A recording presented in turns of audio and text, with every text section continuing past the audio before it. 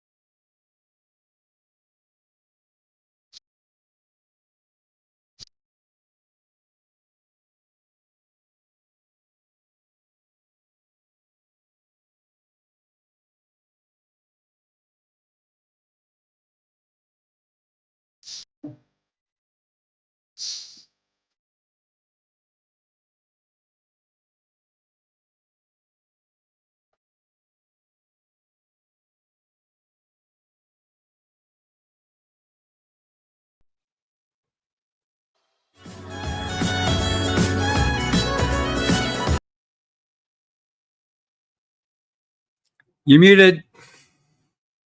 Oh, God. It's going to be one of these kind of days, I can tell. And I still got another show to do after this one. This is dangerous. Anyway, welcome, ladies and gentlemen, to the Authors Quill. I hope everyone's having a good week before Christmas, weekend before Christmas. Yeah, we can say happy holidays. You know, I'm going to say Merry Christmas, so you might as well just get used to that. But yeah, it's happy holiday. I mean, you know, we got a couple of days here. We're still running dual holidays or triple holidays right now. So I hope everyone is really having a good time. I'll be making some fudge later tonight, and tomorrow I'll be making some barbecued shrimp with filet mignon and a piece of salmon. Just to get everybody warmed up for the holiday season. I ain't even tell you a size turkey we got. You'd be embarrassed, man.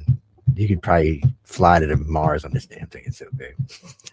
That's what happens when you order and don't go pick it up yourself.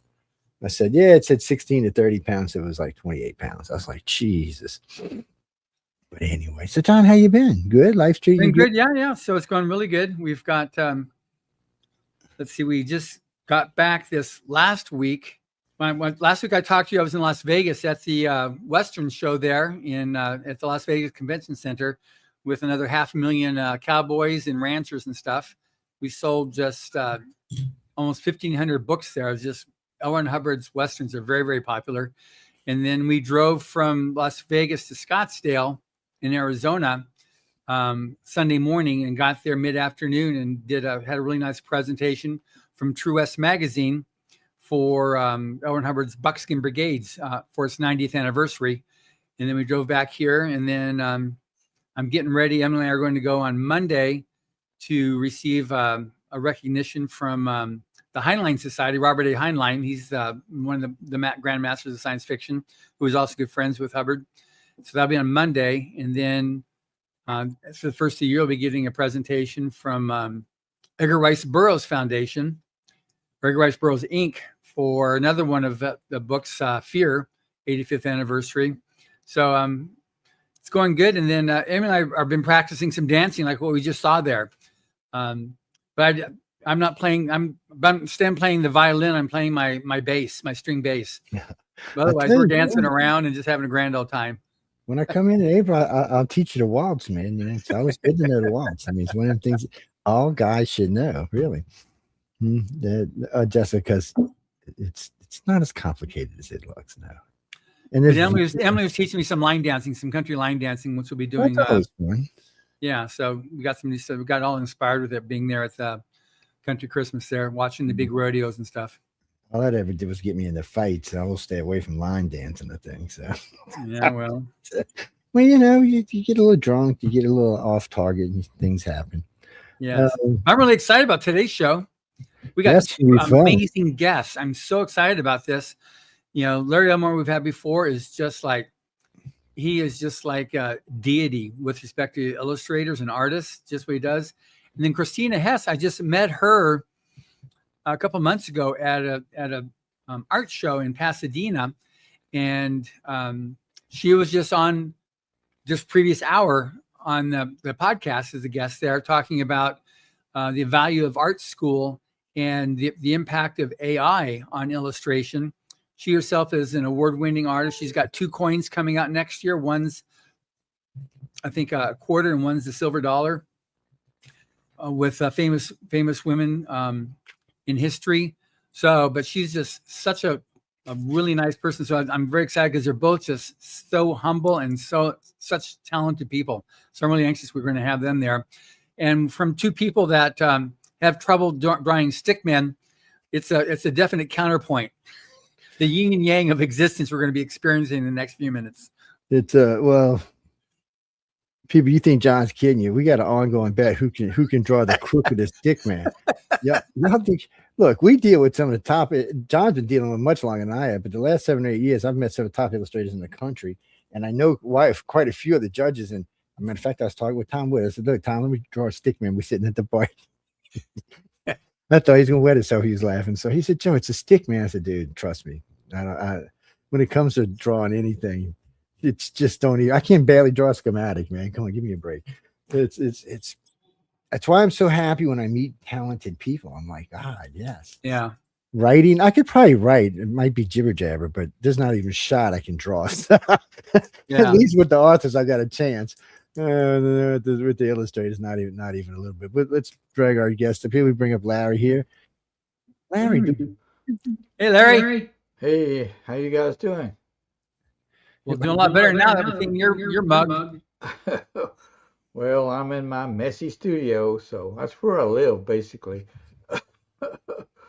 I get up of a morning and I eat breakfast and go to the studio, and then around, lots of times about 1 o'clock in the morning or so is when I quit.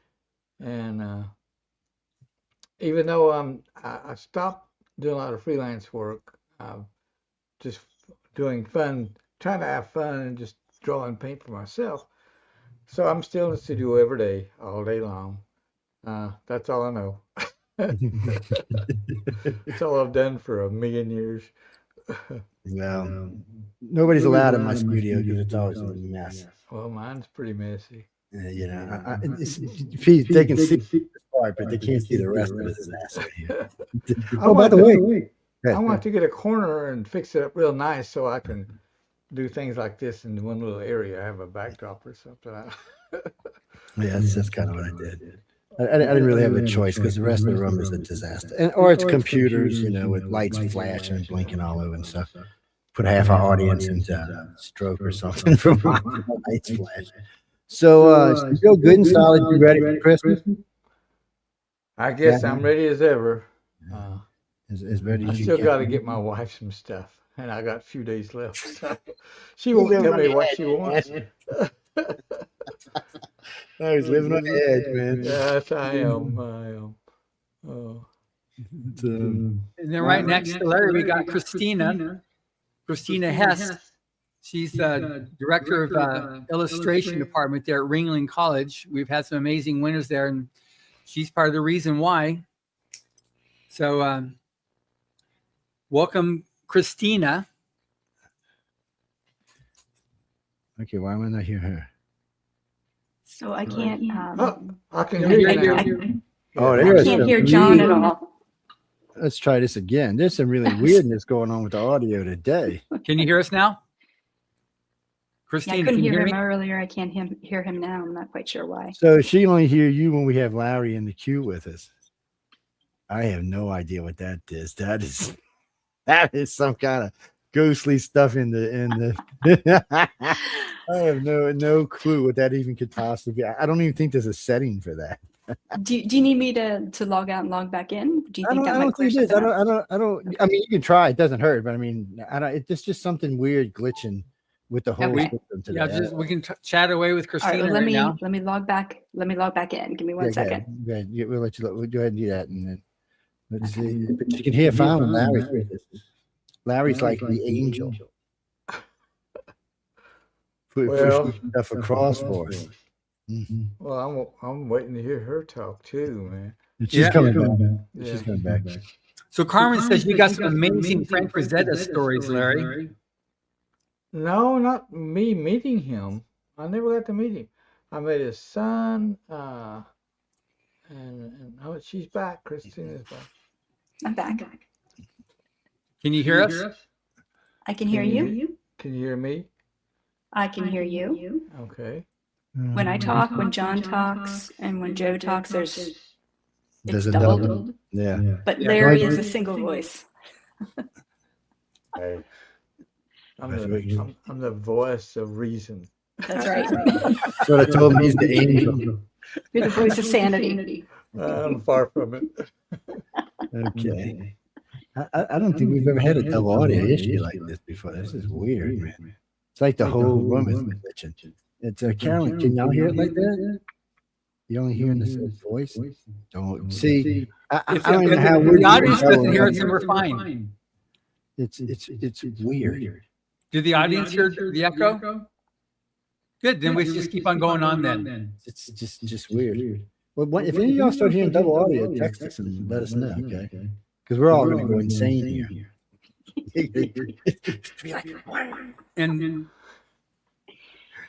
And let me ask this to Christina, because I've asked Larry, but I'm going to ask him again. So, Christina, what got you started in all of this? I mean, were you a young kid, just said, okay, I'm going to be an illustrator, or were you painting mom and dad walls just for, giggles? Well, so when I was a kid, it's one of those things that I could really kind of concentrate on just drawing. So it kind of kept me tethered to a table, kept me in one spot. And I really felt, I guess you could say, relaxed with it. So I just always really loved it.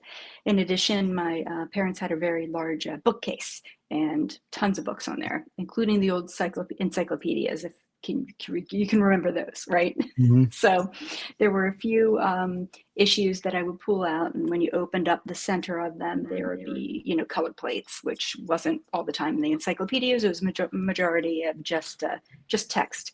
And I just remember opening up and seeing all of these fishes, and they were all illustrated, and they were so cool. And I'm like, that's what I want to do. I want to paint fishes of all things. And then slowly, as I started, exploring more of the books, my mom was an avid romance novel reader and an avid mystery novel reader. So I would see all of these book covers on, the bookshelf and take a look at them. They were just so inspiring. So going back to even children's books, Beatrix Potter, The Tales of Peter Rabbit was gifted to me when I was a kid, and just kind of all of it in conglomeration with one another. It's just something I always really loved.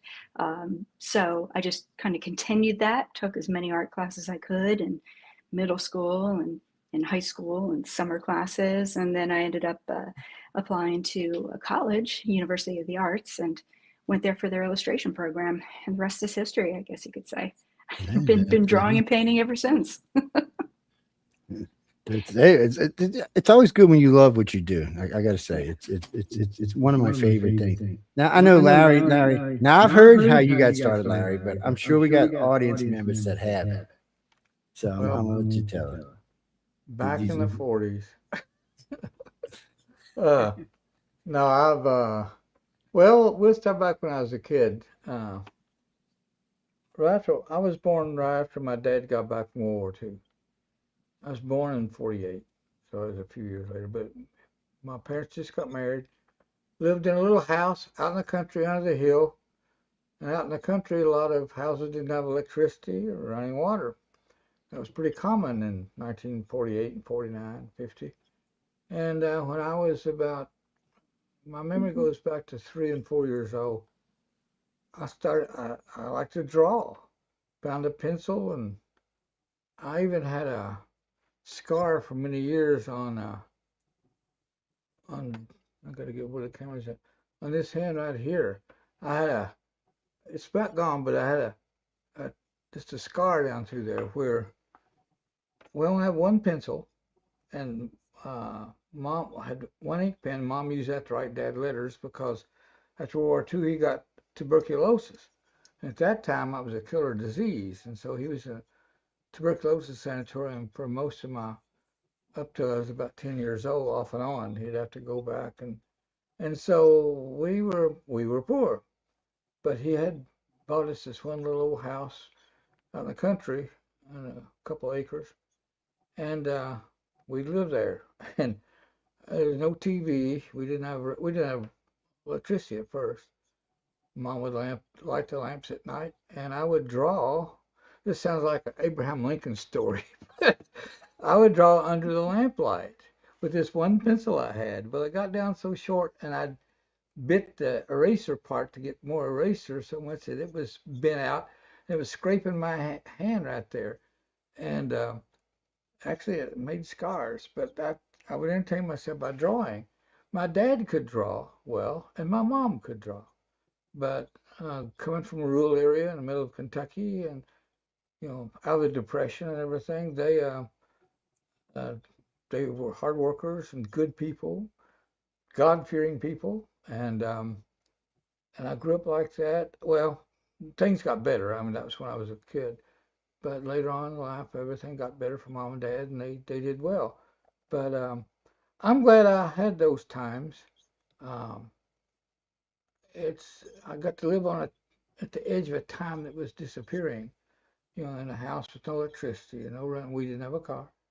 And drawing, I didn't have very many toys. So drawing was it. And Mom had one pad she would write Dad letters on, but she wouldn't let me use that pad. So I mainly drew on brown paper bags. When she'd go to the grocery, she'd get 3 or 4 bags of groceries. Our brother would come and get us, and she'd get the paper bags out flat, and I got my one pencil out, and I would draw on every inch of it. And so I'm glad I went through those years, and it really I wanted to entertain myself, develop a good imagination. I come from a family of storytellers. A lot of the old customs of the South are in the Appalachia area. I live more in the flatter area of Kentucky, not the Appalachia area. But all those stories and everything, the way they entertain themselves, self-entertainment or just groups, I experienced all that, and that I think that helped develop my imagination for fantasy art. Because that's about all I had was imagination. Yeah, that's a good thing. There seems to be a lack of these days. I don't regret that at all. It was, to me, those were warm, good years. And finally, my father got cured of tuberculosis. He lived to be 94 years old. My mom lived to be 93. I'm 77. So Larry, that gives you 15 years of Larry. So you need to come out this April for the Rise at Future and Illustrates the Future workshop. We still got 15 years of Larry at least. That's some kind of harassment, man. Is that like illustrator harassment or something? That's some pressure. Yeah. I just stay here drawing paint. I raised my kids. They're doing fine. They're gone. I got grandkids. I'm happy. Of course. My wife still treats me pretty good, so everything's growing good. Yeah. I got some great friends than you if you want. So now, Christina, so that's you've heard Larry's creation story. So your creation story. So you, from the beginning, I got from the fishes, but then in terms of like, he had his, Joe, you're really sparkly. So then from doing fishes, was that with a crayon or with colored pencil, or how'd you get started and then move up into doing amazing stuff? And how'd you end up becoming the creator of 2 coins for the U.S. Mint? So, when I started, it was all pencil at first, and then colored pencil, markers, all of the, the Crayola basics that you get as a kid. And then I graduated to the Crayola watercolors, which I did not do a great job with. They were not my best medium of choice back then. But my parents would get me, anything that was art related, paint by numbers. They would get me, coloring books. They would get me just pads of paper with different types of pencils. And it was when I got into high school that I started really expanding into more medium. And that's when, you're taking these high school courses. They're offering you all of these different techniques. And I found acrylics. And my mom at the time was a really big crafter. So she would, everything crochet, she would cross stitch, she would get these ceramics and paint the ceramics, send them off to get them kiln fired and such. So she had a lot of different materials laying around, and I would grab the acrylics that she had, and they weren't like, your Liquitex, tube acrylics. They were in pots. So they were the crafting acrylics. And she would get me these canvas, just hardback canvas, and I would sit and I would paint people's faces from magazines. So I would break open whatever magazine was around, and I'd draw it out, and I'd paint it in acrylic. And I thought it was the best thing ever. I'm like, oh my gosh, I'm painting portraits. Now, retrospect, you look back, you're like, well, there's no lighting at all. The value structure is all messed up. I don't know what I was thinking with color temperature. But at the time, it was just a great way to satisfy that creation process. So anyway, through classes in high school, just learning all of these different mediums, I was, I had the bug. I just wanted to keep going. So went through the illustration department at the University of the Arts. And that's where I was actually trained in oils. And my initial portfolio was in oils. Moving into, the industry, I was working at a local publisher in Philadelphia called Running Press Book Publishers. And I was doing basically vector illustrations, just little maps of, countries for a book on sake or whatever it may be. And then I was also doing a lot of editing. So I was learning the kind of, back end of a lot of publishing. Mm-hmm. And in addition, they would also, allow me to do an illustration here or there for some of their art books. And it was then when I was, my partner and I, who he's also an illustrator, we were living in an apartment in Philadelphia on South Street. And long story short, there was an empty lot next door. It had been raining for 30 days straight, and they decided they wanted to dig it up, and a bulldozer ran right into the bearing wall of our apartment building. So the whole apartment building shook, and then slowly over the course of a couple hours, we saw this gigantic crack go up the side of the building, and then the one whole corner of the building just fell. We were in the back corner. So our apartment was somewhat saved, but we couldn't live there obviously anymore. So we had to go in and grab all of our stuff. And that was a real testament to saying, okay, well, I'm painting in oils at this time. I have these jobs that I'm working on. I have no place to set up. I have no place to live. I have no idea what I'm going to do, but we had a computer. So we're like, well, now's the time to learn how to digitally paint. So we had a Wacom, Intuos, and a computer. So we kind of learned on the fly that let's start to digitally paint and try to translate what we do traditionally onto the Magic Thinking Box, and then I became a digital illustrator. So I was working digital for a long time, a lot of small jobs and just a ton of different jobs, a lot of publishing, like I said, smaller jobs within the book publishing company I worked at. And then as I'm doing this, I'm also going back to traditional work. So I'm going back to oils, and I'm going back to acrylics here and there, and I'm trying all of these different new things. And then, when I go back to oils, I realize, oh, well, because I've been digitally painting and allowing myself to mess up digitally because it's so much easier to fix, Command Z, layers, all that fun stuff. Then going back to traditional, I'm like, oh, I can do this much more faster because I've become more decisive. So I started building up my traditional portfolio. And throughout all of this, I'm starting to go to conventions, starting to, just get out into the industry. So IllexCon was one of the first conventions I tabled at. I don't know if you can hear that, but they're sandhill cranes and they were very loud. So I apologize for that. So IllexCon was a really great place to just table it, and that was just the showcase. I wasn't doing the main show. Then Spectrum Live came around, so that was really a wonderful experience as well. Got to meet a lot of good people, got to see a lot of new things, and one of the things that happened was, there was a woman who came up to the table and started talking to me about my work, and then I had later ran a Kickstarter, and she followed me, and she became one of my biggest supporters, for traditional work. So then I was back doing commissions and back doing oil paintings for commissions, while at the same time balancing the commercial art that is digital.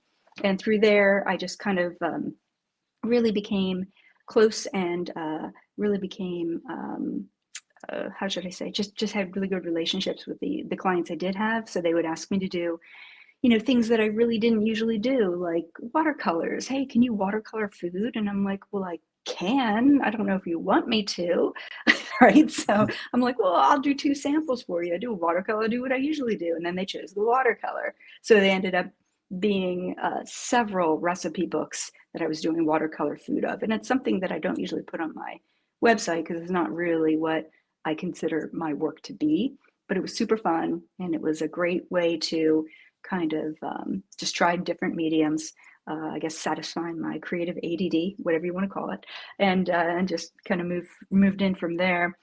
And the coins, your coins?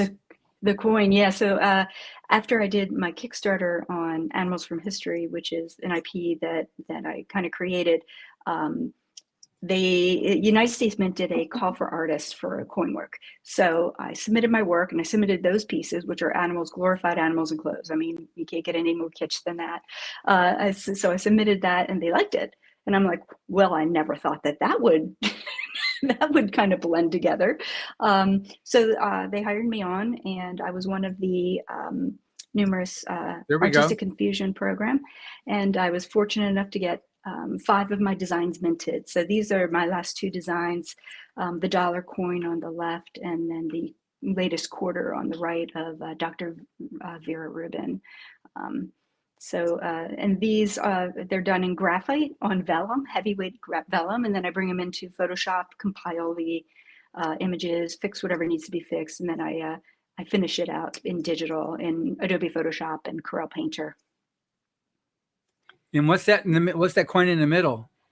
That coin in the middle, that is the 2020 women's suffrage coin. So it was celebrating the movement of the women's right for women to vote. So I did the front and the back of that. So that won the best historical coin for the Cody Awards, which was a really big deal. And that was around, I think, 2021 or 2021 when it won, because it was a 2020 coin. So that was a great project. I was really happy to work on that one. The one on the left there, that's the back of that coin. So it's rare that I shouldn't say it's rare, but I was elated to get both sides of one coin. I mean, that was super cool. Never thought that would happen. So I was really excited about that. And the Kentucky Bluegrass. So there you go, Larry, from Kentucky. So that's the coin that I did as well. So these are all coins that were minted that you designed? Correct. Wow. I thought it was just 2. So it's like 4. So I got 5. I believe it's 5. And I designed many, many more that were never minted. So because you sign it basically an NDA, I cannot show any of the coins that were not minted that I designed. Right. Are out there, but I need to honor the United States Mint's contract, and I cannot show them. Yes, because they might use them some other time. That's exactly it. Yep, that is correct.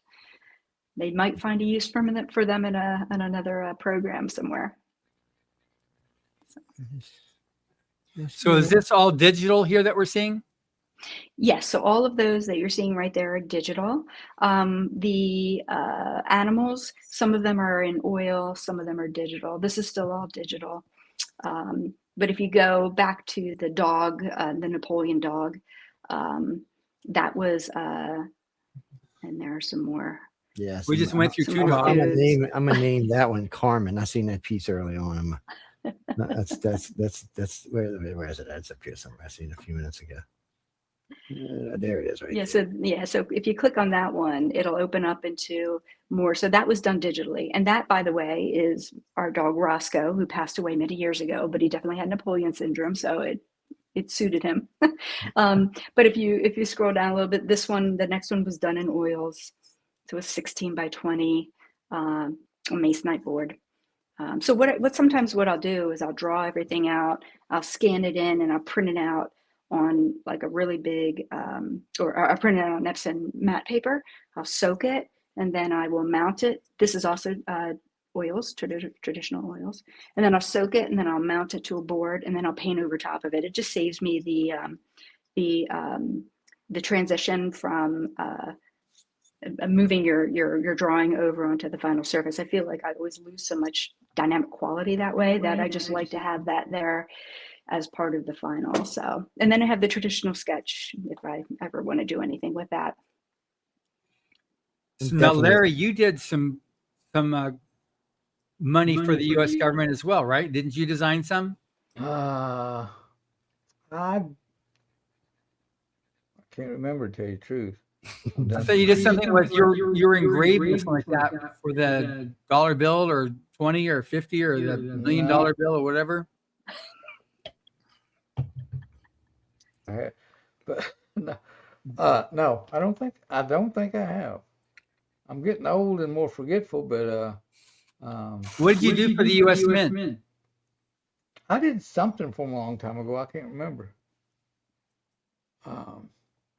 But I've done stuff for about everything. I didn't keep a good record. I didn't. I just lived every day working myself to the bone, painting or drawing. And after a while, the years go by, and you wake up and you're old and like. Larry, you've been saying you're old since I've met you 10 years ago. I was old then, and I was painting all the time. Yeah. Shit, man! I remember we went and took that walk to where we went. We went to go. It was me and you and a bunch of us went over to walk over to Authors Services. Man, you were walking faster than all. Half them guys are half our age. My dad was a fast run when I was a kid to keep up with him. He walked fast, so. Yeah, what kind of a car do you got, Larry? Come on, Mr. Old. Well, I've got a 34 Ford Coupe. It's running about 750 horsepower. Exactly. I've got a 55 Ford pickup truck, running about 400 horsepower. I've got a new model Corvette. I don't know why it's running. It's got a big motor. Then a daily driver, I've just got a black 90-something pickup truck. My wife's got a nice SUV. But when I built this house, I don't know, put a 3-car garage on it, on the end. And my wife was tickled to death, but I told the builders, I sneaked around and said, I want you to finish that off like a room and put some real tough, heavy indoor-outdoor carpeting in it, and put all these extra fluorescent lights and stuff. And my wife thought, man, they are really fixing that garage up nice. And then when we started moving in, I said, this is my studio. So I end up a few years later, I had to build I've got a three and a half car garage built on the property. Uh, but it's full of those cars I was talking about. So, and then I took over the garage again as a studio because it's so big and it's finished out. And so we still park our daily drivers outside. And I think my wife sort of accepted it all. But Yeah, you needed all that horsepower to handle your carrying those paintbrushes, all that heavy load there. yeah. Oh man. So, This Larry, are you still in Kentucky? oh yeah. Yeah. Kentucky has been the home of my family for generations. And so I grew up here. I married the girl up the road. I didn't know her that well because she was Catholic and I was Baptist. And we didn't intermingle. She went to Catholic school. I went to public school. She had her church. I had mine. So, and this is out in the rural area. So all the girls around there that I knew were my cousins or something, you know. So, and you couldn't marry cousins. So all the Catholic girls, they were, oh, beautiful, man. I'm like, God. And so when I was in college, I got a little bit more liberal.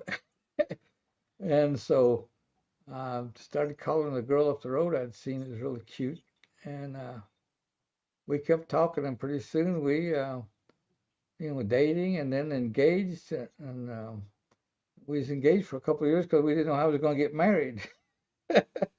Because Catholic, if it was a Catholic wedding, all the Baptists wouldn't come. Baptist wedding, the Catholics wouldn't come. So we married in my parents' front yard and got my uncle, he was a minister, and got the priest. During the summers, I'd mow lawn for the Catholic Church because they had like 40 acres of lawn all over the place. And I got to know him real well, and he got decent money back then, gave me spending money. So he agreed to marry us, and my uncle agreed to marry us, and we didn't marry in either church. We married outside in the yard, and I think the whole community come from miles around to see how we was going to get married. But we did, and we've been together ever since. We was double tied, double knot. So, and we still get along pretty good. It's Getting always old, good when and you can it's stay with been the same good. person. It's been good. Got two good kids, doing good. So That's life's been excellent. good. I'm still drawing paint. That's all I've ever done my whole life. Cause trouble and drawing paint. That's about it. Larry, did you go to school after high school for art? Kentucky University and got a BFA in art, and then about 2 weeks after I graduated, well, no, I didn't get to go through the graduation ceremonies. I got drafted. Boy. I finished it up and got they mailed me my diploma, uh, so I got drafted immediately. Spent 1 year at Fort Knox as an illustrator uh, for Army manuals, and then I thought, man, I'm staying there. So my wife and I finally got married. Because we got married, I got sent to Germany for a year, so I brought my wife over, and so I spent my second year in Germany, and that was great because I bought an old Volkswagen Bug, and we ran around all over Europe, taking pictures and seeing things. Every time I had a weekend, a long weekend, or I'd take what days off, and we would just travel. So it was really great. I think Didn't you also do some illustration of army equipment? the first year I was there. Oh, and then when I got out of the Army, well, when I worked at Fort Knox there, I was military, but there's civilians working there too, civil service. And it was a government job, and they paid well uh, for just being an illustrator.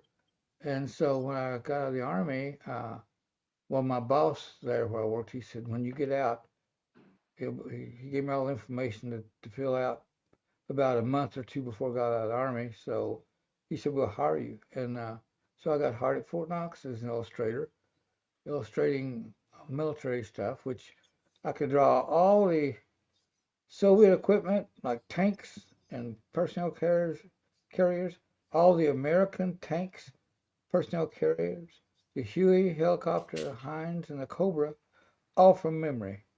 I didn't have to look at anything. I just sit down and draw. And uh, it was a good education there too. I worked there for about 6 years, and then I quit and I started freelancing on the side. So I quit and started freelancing. And I was doing good freelancing, and we built a new house here in Kentucky. And then TSR called me up. I did a couple of jobs for them. Then they wanted to hire me, and I told them no. Um, they were located in Wisconsin. That's a Dungeons and Dragons company, TSR. And so I was freelancing for them, and then they wanted to hire me, and I said no. And they tried 2 or 3 times. I kept saying no. So they flew the president of the company down to my house. And so we fed him supper like good Southerners. And after we ate, he pushed back and he said, "Now let's talk business." I'm like, God. He said, "What are you making at Fort Knox?" At that time, this is back in the 80s, or early 80s, maybe 79. And I said, "I just made GS9." I said, "I'm making $20,000 a year." And which was good money. Yeah, it was good money back then. Yeah. And he said, "Well, we'll double it." And I'm like, "Shit." I said, "What about this house we just bought? We've been living on about 2 years, or a year and a half." He said, "We'll take care of it. We'll buy it if we have to and sell it for you, but don't worry about it. And we'll have a place rented for you in Lake Geneva, Wisconsin when you get there." I looked over at my wife, and her eyes was pretty round, pretty wide, sort of like a go ahead. So I just stuck my hand out and I said, to shake his hand, I said, "You just bought yourself an artist." And so we moved up there. They stuck to the word. I worked up there for 7 years. And while I was there, TSR went through a lot of struggling times, and it was a young company. It's fun to work for, and they were hotter than a firecracker with Dungeons and Dragons. But it was like the goose that laid the golden eggs. It was making so much money, so the upper management started fighting over who owns it, who's going to own the company, and I figured they was going to lose the whole thing, and so I just quit them and just stayed in Wisconsin, Lake Geneva, for another couple of years, freelancing all over the place. I thought, well, freelancing, crap, I could move back home to Kentucky where my family and my wife's family had been there for generations. And I don't live in the eastern hilly part of Kentucky. I live in the middle of Kentucky, very close to Mammoth Cave area. It's rolling hills, very pretty scenery. 4 definite seasons is what I like. Each season has a heavy mood, you know. Wisconsin had winter, and then spring, and then back to winter. I didn't like that. But yeah. How did you get into Dragonlance? Well, I was working at TSR at that time, and the people that wrote it, Margaret Weiss and Tracy Hickman, they both worked there. Tracy's a guy, and they both worked there. We were all friends, and so when they quit TSR because, well, no, that was it. Yeah, that was at TSR. We was working there, and they quit, and then I was getting so much work at home, I had to make a choice on working for TSR or working freelance. I thought, well, if I work freelance, I can move back to Kentucky to where my wife's family and my family's at. And my kids were still in grade school, so we just, I moved back here. I still freelanced for them a lot at first, but I was getting a lot more work, so I know life's been good. I work myself to death. I think any freelancer, I tell you, they work too much. And I think freelancing should call it fearlancing. You sort of live in a constant state of fear that will the next job come in? And I know that feeling. I never ran out, but I was always worried. And it's just a lot more stress. And you got a lot quicker, your deadlines turn around fast, and pull a lot of all-nighters, a lot of, all weekends, all week and all weekends, and another all-nighter or two in there. I painted the oils, and so as my wife kept the oven open, oven on. I paint on masonite. It's tough. It can take a beating. Unless it's broken, then you're screwed. But I never had one broken. I think I had one. But paint a while, go stick it in the oven a while, and stand around there and watch it and touch it every once in a while, see how hot it was, and pull it out of the oven. And I painted something that's too big for that. I could only get half of it in the oven at a time, so you'd rotate it. Larry, do you ever have the door down and then have it propped up so the heat comes up and wafts over it? That's what I used to do. Once you do that, I forgot about that.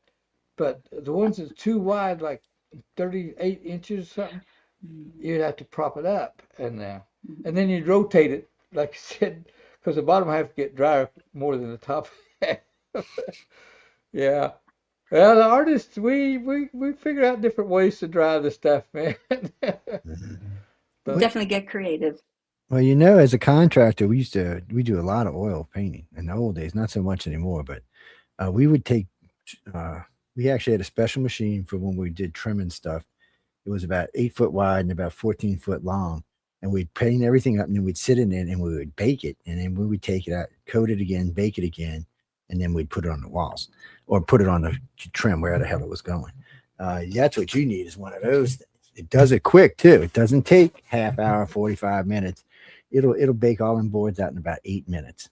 Wow. Yeah, it's a fantastic tool. It's just in today's world, most everything we put in a house today is acrylic, latex. Latex is the way to go. It washes off. It's easy to use. It doesn't stink, and it doesn't fade. But as far as paintings go, I've always been a huge fan of oils. John will tell you that. To me, it's, I don't criticize anybody's form of artist, because I know everybody works in a bunch of different venues, but I just, for some reason, I guess because I grew up in New Orleans and most of the art galleries down here are full of oils. I guess I got used to seeing it, and then you feeling the texture of the paint itself. I don't know. It makes it more alive to me. yeah, I like oils. I tried acrylics for a couple of years, and I realized I was just working myself to death trying to get, I knew what I was wanting to get, but the acrylics wouldn't do it for me. And of course, it dried real fast, so you paint over it. So you're painting over and painting over. Yeah, and which changes the colors. Yeah, and then I just quit, dug my oil paints out, and started working the oils. Like, oh my God, I can glaze. You can do everything with it. And you learn to use the right amount of dryer and stuff to where it can be dry enough to touch overnight. You can keep going. And then sometimes, again, if it's a bad deadline, you go, stick your painting, if it's small enough, in the oven. If not, you prop it up in front of the oven and let it get so hot you touch the back of it and like, whoa, man, that's going to warp or something bubbling, so I can get it out. Catch your damn stuff on fire, man. But yeah, I think artists, a lot of freelancers and stuff, you figure out all kinds of ways to save time, because you want, all attention is about doing a good piece of art. It's got to be good. You're signing your name to it. You can't just. That's right. What's this piece? Go ahead. So this was a private commission for my Animals from History Kickstarter campaign. So when I ran the campaign, I only had, I think, 2 pieces done for it, and I wanted to create this kind of like analog type of a story. And part of the tiers where backers could get their own pets as immortalized as some sort of a historical figure. So this person chose, for her 2 animals, chose Don Quixote, the characters from Don Quixote. So it was a little off script from the actual author, but that's okay. That's one of the things that I'm like, let's do it. Yeah, so that is in I think Las Vegas somewhere, and Yeah. this was Henry V. Again, another oil painting. I got a friend Both that were looks like oils. this guy. Well, they do He's say so pets resemble their owners, right? Yeah. Mm.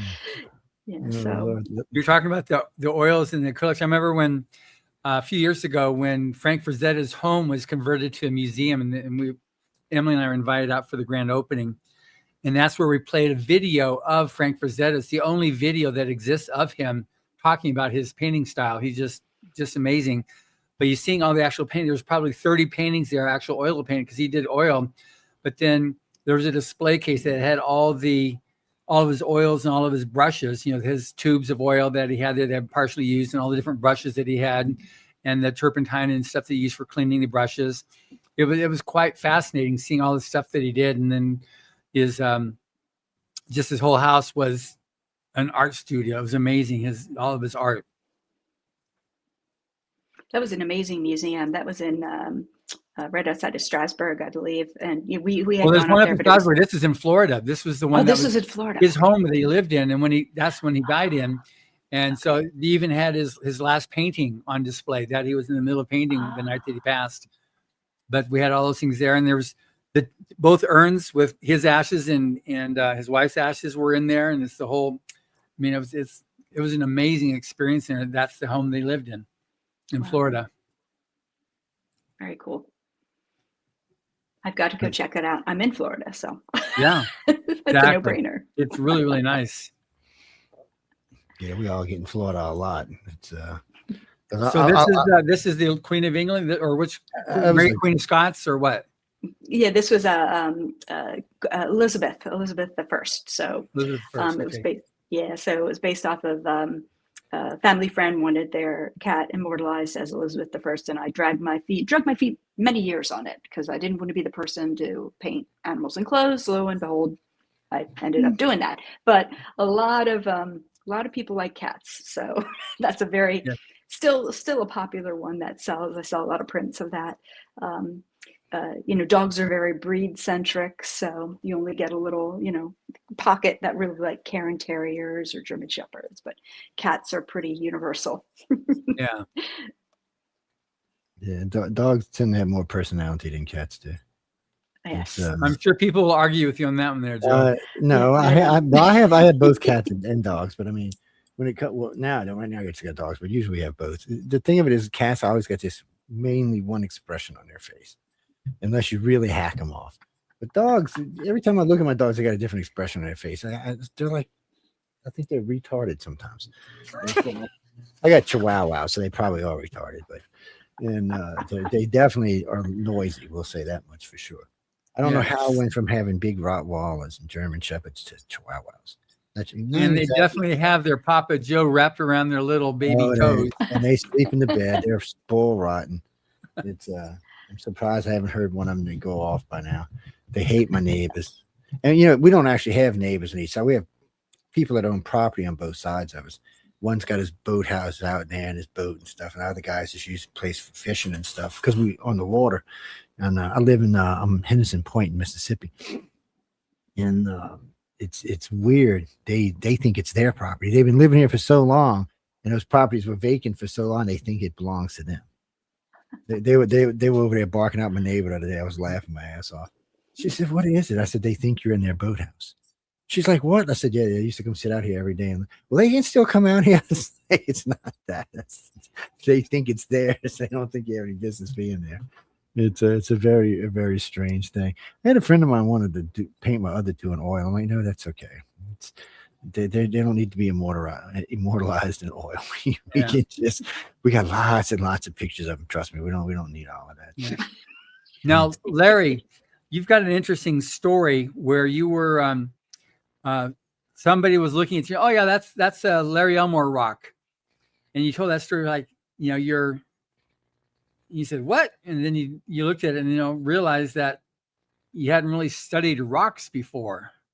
Did I remember that correctly? Yeah. You got me unmuted? Yeah, you good. Oh, okay. Yeah, I just paint rocks in, throw them in it. But I mean, they weren't just like little round pebbles. They were jaggedy rocks and stuff.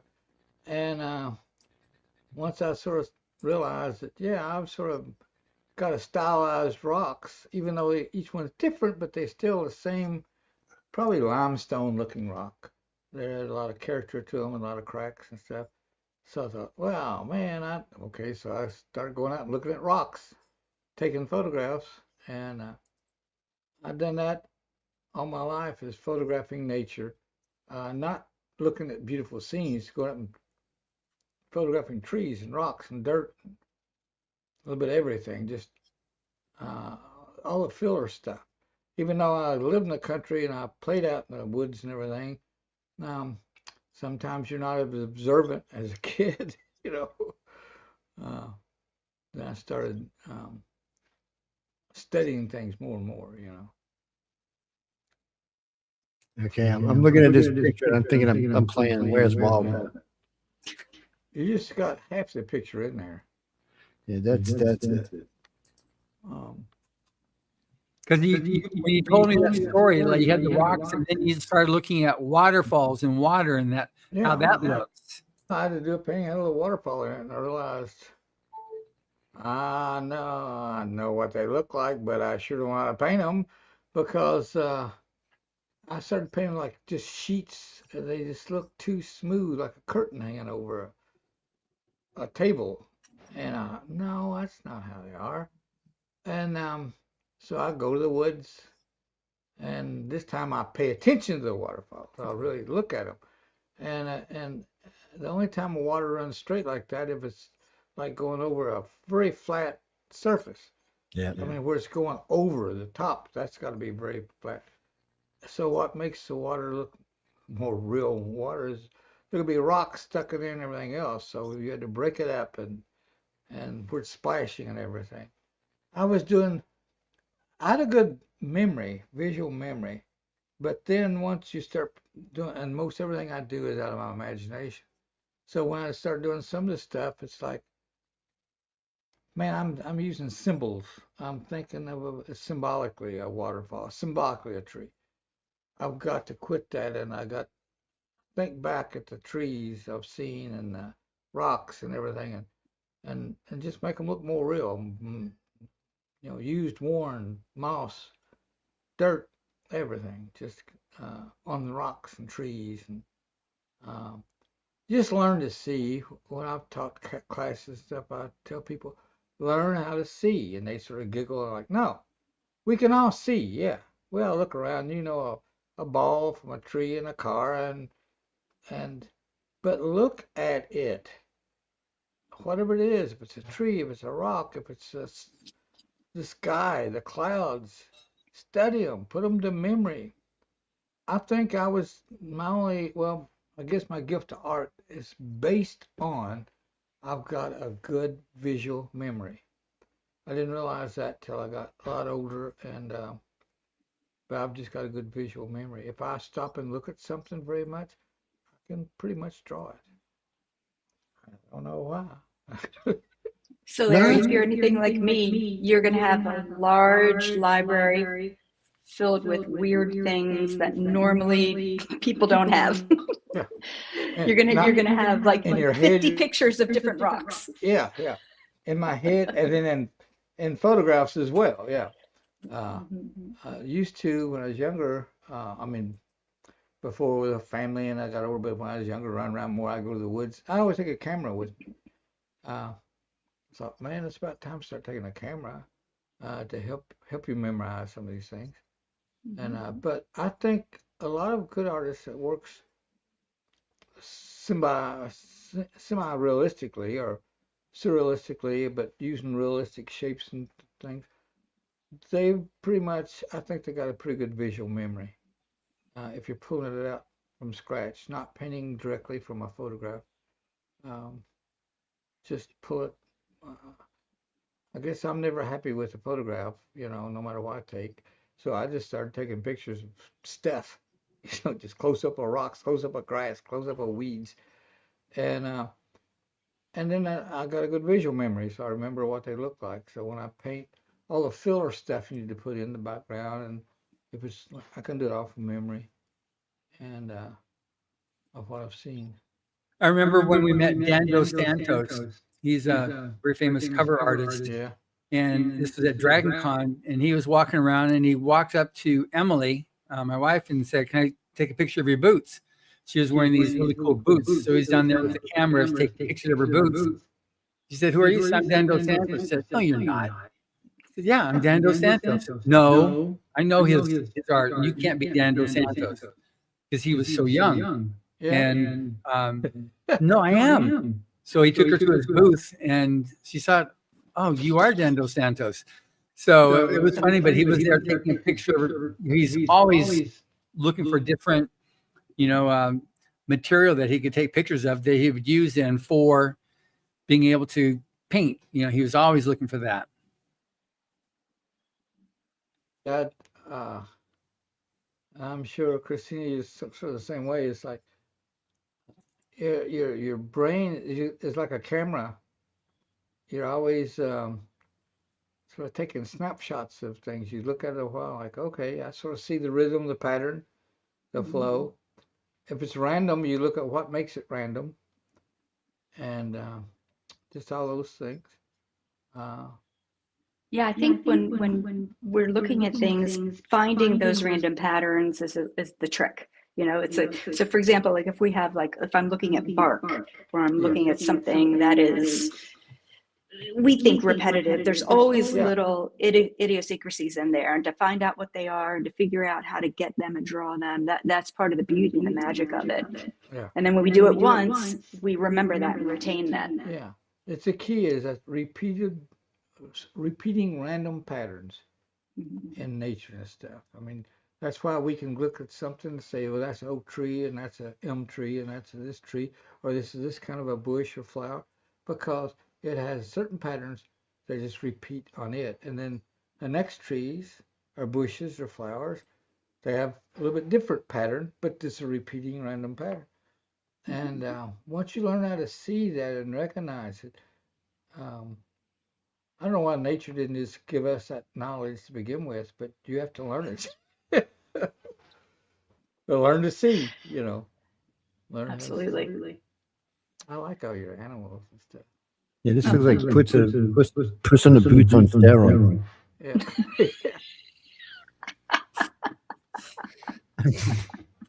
So, they're fun. Do you really enjoy painting animals?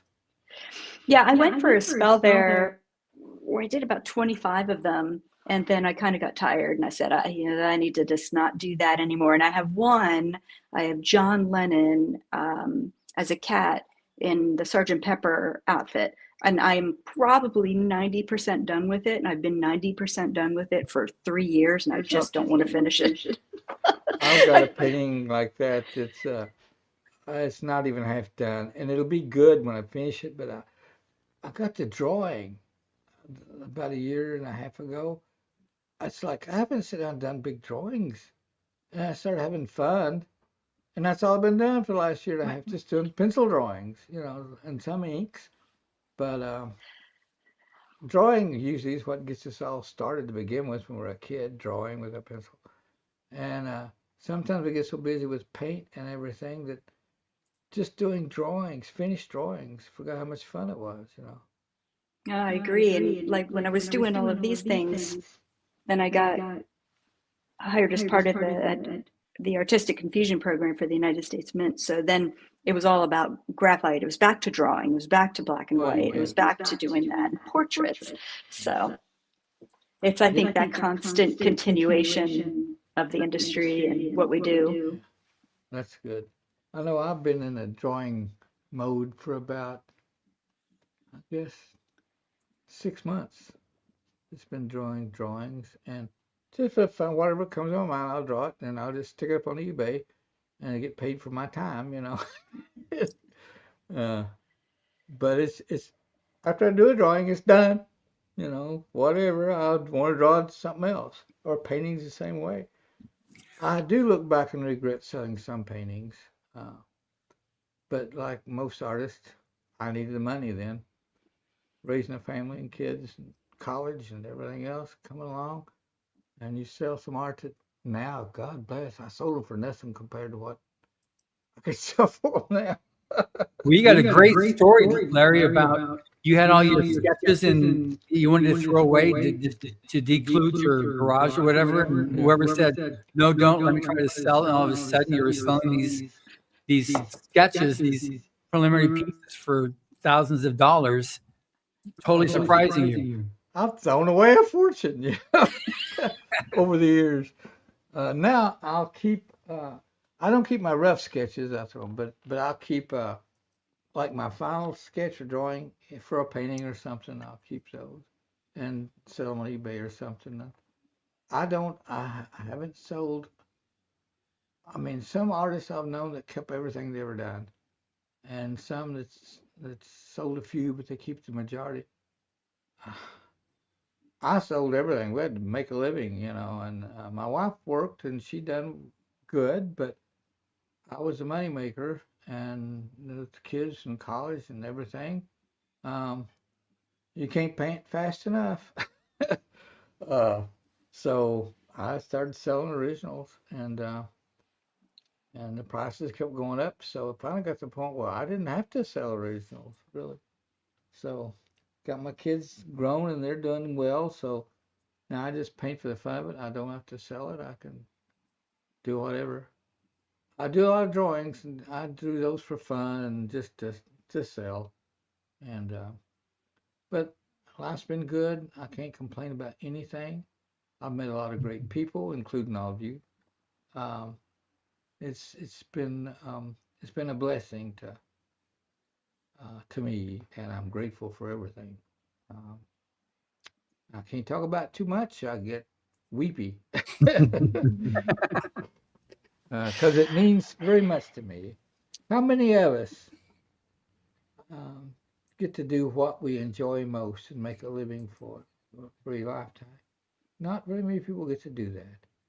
And I think sometimes during my life too, I've taken it for granted. And you get so busy, you forget how lucky you are.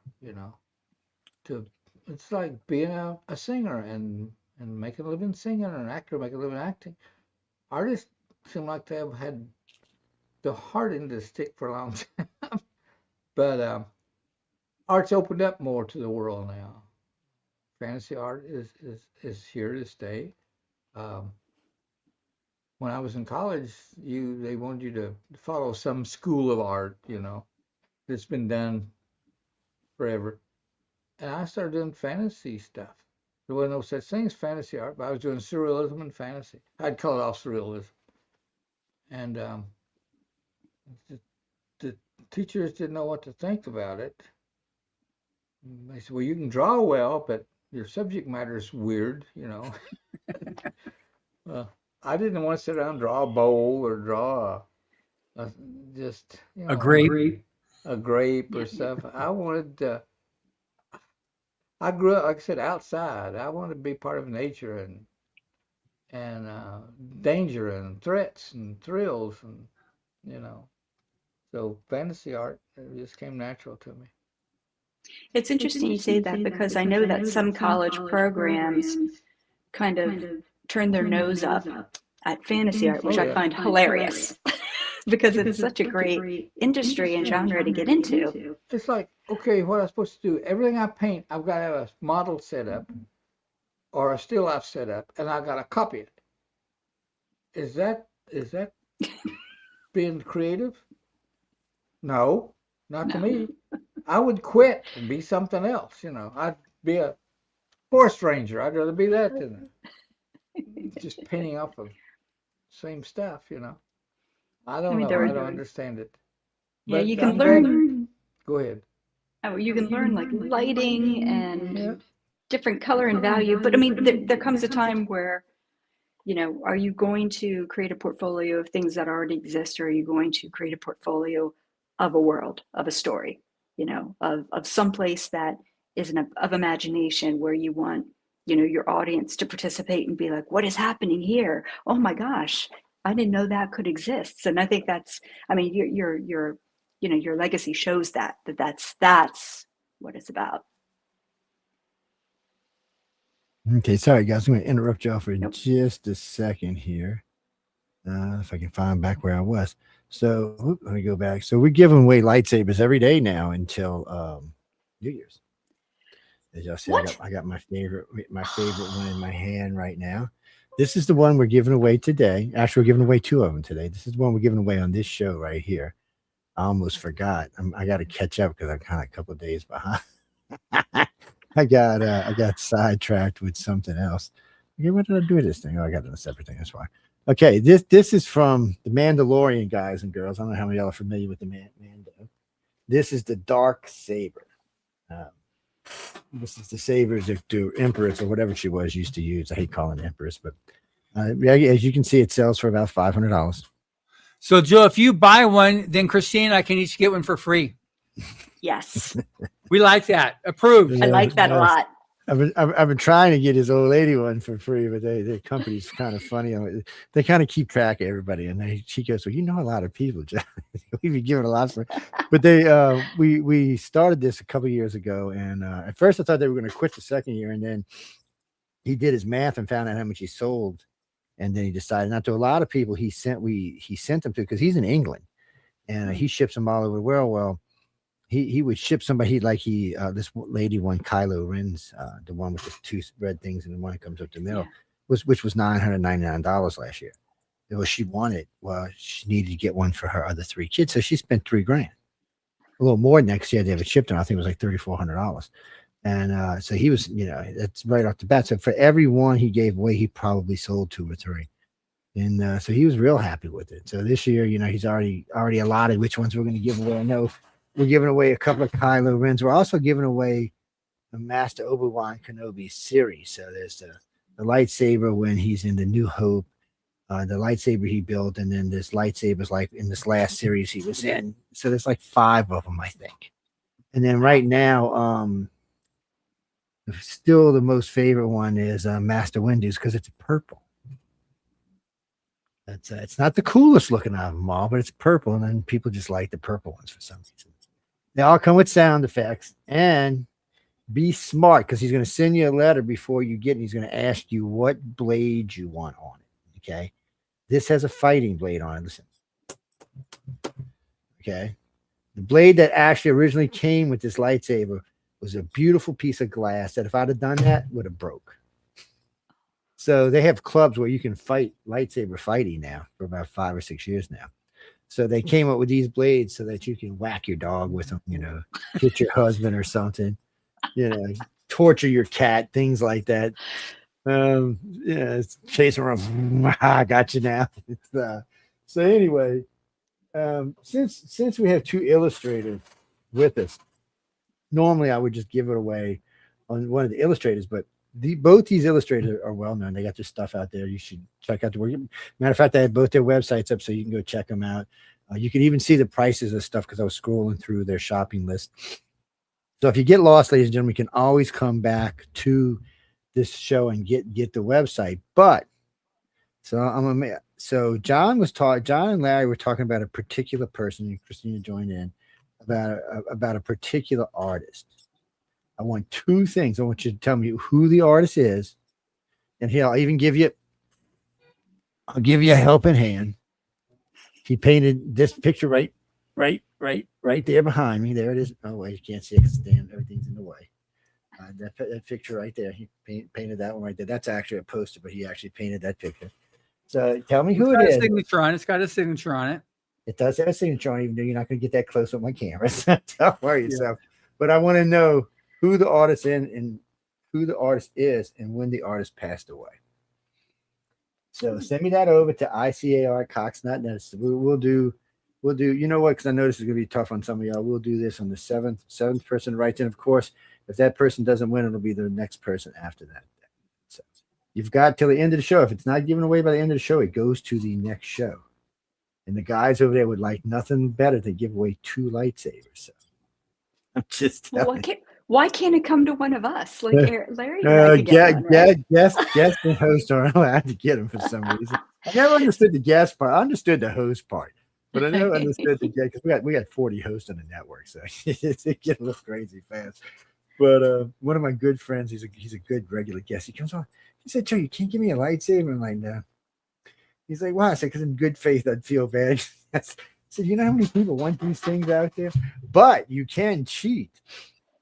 You can always do it on the show when you're not on air. If you're a guest, just when you identify yourself, use your sister's name or something, your brother's name or something." No, I seriously, see. we're going to give away before the first. It's got to be close to 40. I think altogether there's 44 allotted to give away. I said 34, but I think it's 44. And I'd have to look it up to be sure. But I know there's at least, I think it came out to almost 2 a day till Christmas, till New Year's. You That is usually go. amazing. Yeah, so they give a lot away. Plus, we're giving away tons of books. Actually, I'm gonna give some away in the next show. I don't know what I did with them. Yes, we got lots of books to give away. We got some books that came in from Barnes and Nobles the other day. So it's a mixed batch. It was 200 mixed batch books. So we'll probably give away 2. We always give 2 books with a lightsaber, by the way. Y'all know that, right? A lot of times they're going to be Writers of the Future books. Sometimes they're going to be random stuff from Books A Million at Barnes and Nobles or somebody, or from sometimes individual authors will send me stuff to put in the batches. Yeah, but we usually give away about 2,500 books a year. So, we definitely want people to be literate. And we used to give away artwork, but we haven't been getting any in the last 2 years. For some reason, it used to get, people would send me like the 12 by 12 or 12 by 18. It's digital art probably. And we just post them, put them right behind where all these books are, and give them away.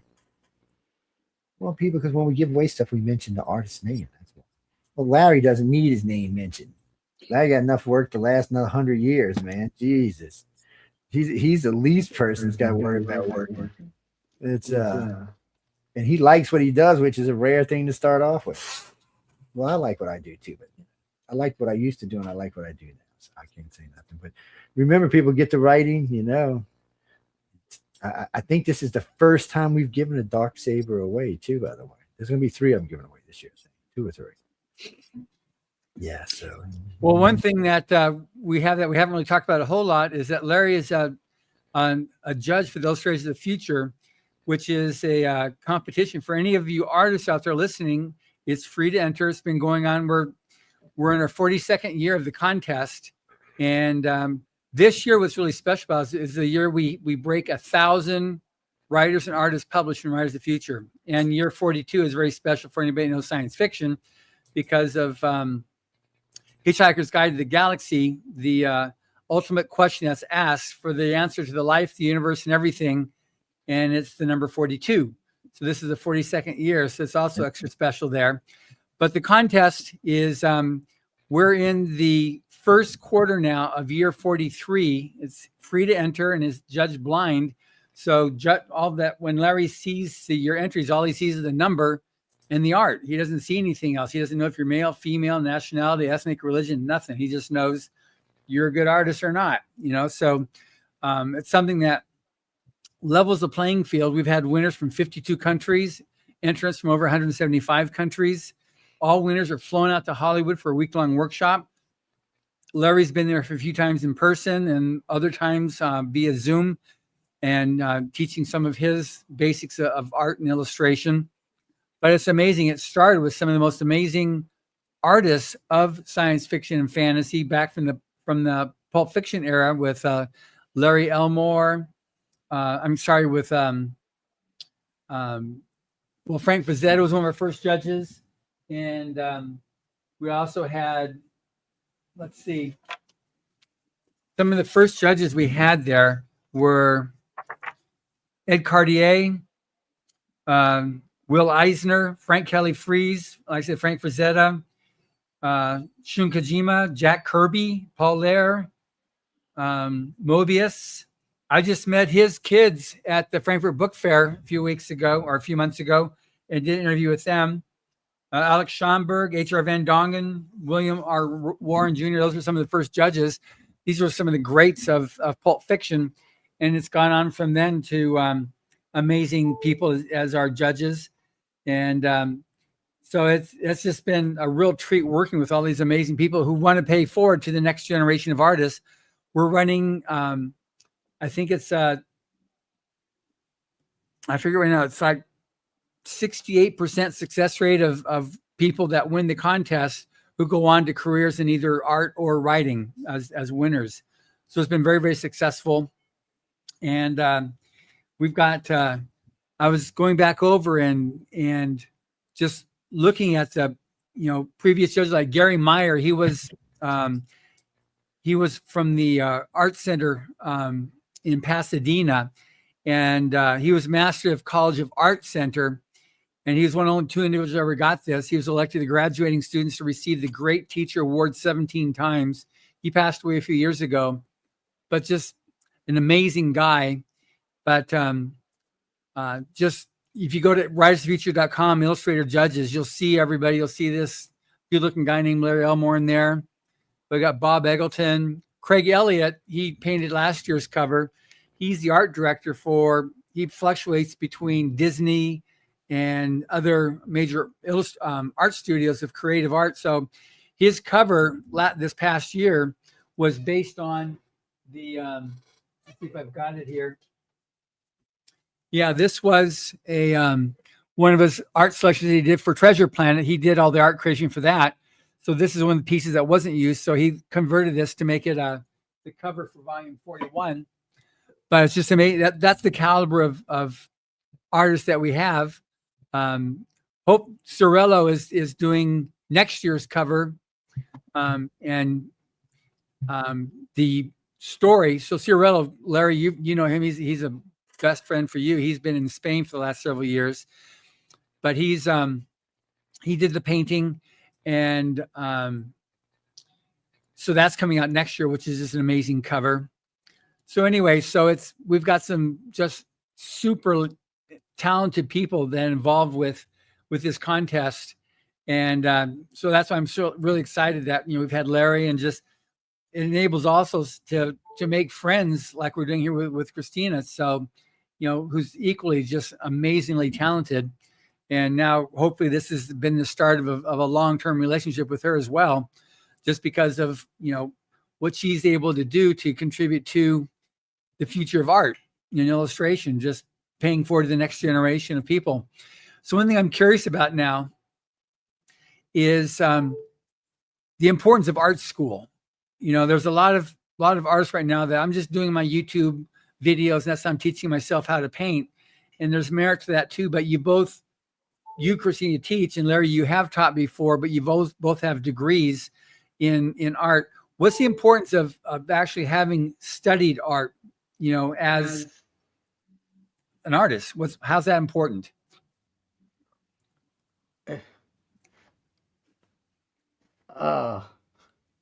It's very important. I don't even know where to begin. It's like, I grew up, I didn't have art in school, didn't have art in high school, it wasn't offered. So I went to college and majored in art. I didn't know anything except everything I knew, I'd figured it out myself. So I just went to regular university, the art department, and I was an art major, and it changed my life. Just to everything. I didn't have any approach to art. I just drew what I saw or what I made up. I guess that's why I'm a fantasy artist.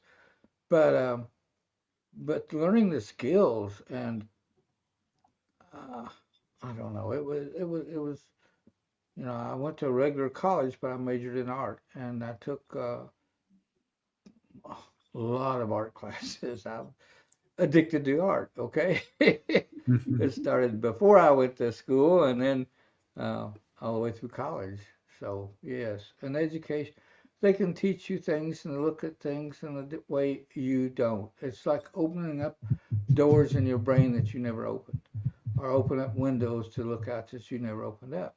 That's what art school will do for you. And you'll be next to other good artists, and you feel that competition in you. Hopefully you have some competitor spirit, because I did. I thought, okay, that guy's really good. I want to really study his stuff. Like two seats over from me or something, or two desks over. And but you learn from everything. The teachers, the fellow artists, everything. So yes. It's very important. Good. And Christina?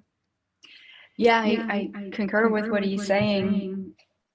Basically, when you're in an environment and you're learning from numerous different people, you're learning from numerous different professionals, you're learning with numerous different people who work in different styles, you're going to take so much more away than just learning from one or two people or video tutorials or what have you. The amazing thing is, like, and speaking at for Ringling, because that's where I am now. I mean, we've got 27 full-time faculty just in the illustration department. We have all been in the industry. We all still work in the industry. We have been through digital. We have been through traditional. Some have worked as concept artists and visual developers, and now they're doing oil paintings of fine art gallery work and vice versa. You just get such a breadth of knowledge and experience from hearing them and learning from them that it's going to make your art more unique. So I feel like I just purchased a basically online class from an illustrator I really admire. I love her work, and I'm starting to watch it. But if I didn't have the experience that I had, if I didn't have all of the exposure to other artists, I would be creating like her. And that's not what I want. I want to learn from her. I want to take what she does and I want to use it in my brain and swish it around and do what I do. It's just another point of inspiration.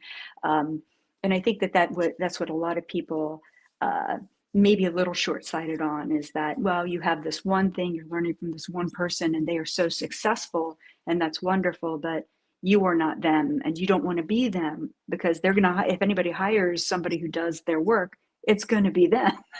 Mm-hmm. So you really want to take some time and be you. And that's what I feel is such a great opportunity about art school. I have a question. I know writers sometimes really get into fan fiction before they build their own style. They just want to emulate their favorite author or their favorite, storyline. So fan art, is that like a part of the normal curve that somebody's going to go through? Like you have your favorite artist. When I say fan art, I'm broader, like going all the way back to the old masters. I'm trying to, okay, how do they do this? How do they do that before you start building your own style? I know we talked about that briefly in our podcast, Christina, but just now in this show here, for both of you, how long did it take you and how long do you think it takes others to really build their own style as an artist with a broad base? I think it depends. I know that there are some students that I see who already have a style, but they don't see it.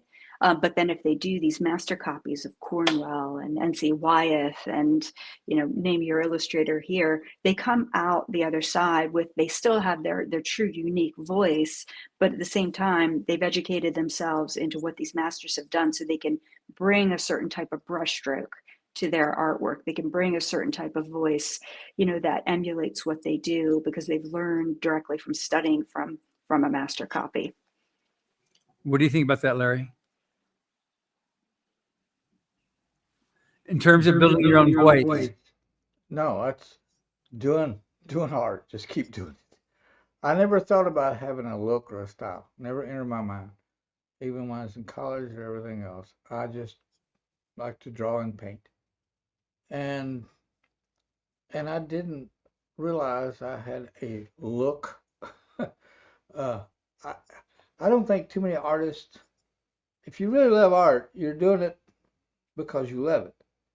I've never tried I want to be like N.C. Wyeth or I want to be like, Frazetta was my god, my art god when I was growing up, Frank Frazetta, painting Conan and all that. But I would not try to paint like him because you're painting his game. You can't beat a man playing his game. So it wasn't like I was competing, but learning. I thought, because at that time a lot of young artists were painting like a painter. I I can't outpaint this another guy when he's doing, that's his thing. I can't do it better than him. So I just never tried to paint like anyone in particular. I just try to absorb all I could from the artists I like. I like the artwork. I look at the colors. I look how they did things, and uh, they would, like Frank Frazetta would exaggerate a lot of anatomy, but it would be so smooth you didn't notice it. But when you really study it, you're like, wow, that arm is really long, and this pose is really over dynamic just about. But that should come with just you and you, however you want to do it. You try to be good at it. Get your basic right. Get anatomy right. Get perspective right. Learn colors. And then if you just keep pushing it, a style will come out. It's like a fingerprint. It's like it's you. Learn how to be a sexy dragon painter. Sexy dragon painter. Oh, oh. Now I've you never. told that story, Larry, as well, when mixing color was amazing. You could do it, and he taught you. So about that, You got cut off right in the middle of the question. I didn't hear it all. mixing color. You said that you used to have a problem when you were there at TSR, and one of the guys in your office was really good at mixing colors, and he taught you. Yeah, he didn't really sit down and teach me. I just watched what he was doing. Because, well, he didn't have time to do that. But yeah, I was lucky. I was good at drawing, a draftsman. I was just good at pencil drawing. And I could draw, by the time I was in high school, I could draw about anything from my imagination. And I think I just had a good visual eye. I see stuff, I walked around it, looked at it, I could probably draw it. Draw it good enough to you know what it is. Exactly. And but color came to me hard. It was difficult. And so I had to really sort of study more on color. And if I liked a painting, color, I would try to step back sometimes and say, why do I like the color so much? Why does this catch my eye? And I would look at the color scheme and I'd see colors like, God, what do you mix to get that? That color. And it's just a process of learning and experience. But if you try to do it your way, because if you can master your own way and get it good enough to where people like it, that's like your fingerprint. It's going to be hard for somebody else to copy you or to do it the way you do it, because if you paint a lot with a set of oil paints, you can mix about any color you can think of. I mean, real colors, not fluorescents and stuff, but you got a wide range there to develop your own taste. And sometimes I've compared colors to taste. I want it sweeter. I want it more bitter. I want it sour. Have you ever thought, Christina, that have you thought of colors as taste sometimes? Absolutely. Yeah. Almost like a recipe. And Yeah. also, is it going to rise like a bread? Is it going to be flat like pizza? Like just the textural aspect of it too. Almost like honey.